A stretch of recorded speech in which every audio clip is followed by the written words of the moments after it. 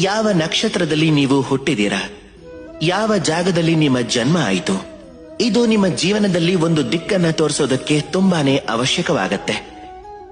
ಆದ್ರೆ ಯಾವ ರಾಶಿಯಲ್ಲಿ ನೀವು ಹುಟ್ಟಿದಿರೋ ಮತ್ತೆ ನಿಮ್ಮ ಹೆಸರು ಏನಿದೆಯೋ ಇದು ನಿಮ್ಮ ಭವಿಷ್ಯವನ್ನ ನಿರ್ಧಾರ ಮಾಡೋ ಅವಶ್ಯಕತೆ ಏನೂ ಇಲ್ಲ.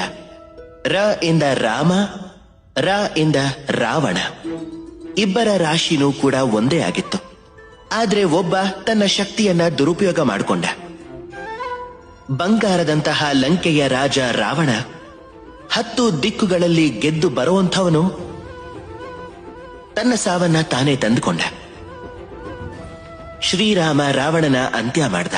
ಶ್ರೀರಾಮ ತನ್ನ ಕೆಲಸಗಳಿಂದ, ತನ್ನ ಪರಿಶ್ರಮದಿಂದ ಭಗವಂತ ಅನ್ನೋ ಪಟ್ಟ ಪಡ್ಕೊಂಡ. 14 ವರ್ಷದ ವನವಾಸ ಅನುಭವಿಸಿದ. ಸಮಸ್ಯೆ ಬಂದಾಗ್ಲೂ ಕೂಡ ತನ್ನ ರಾಜ್ಯದ ಸಹಾಯವನ್ನ ಪಡ್ಕೊಳ್ಳಿಲ್ಲ.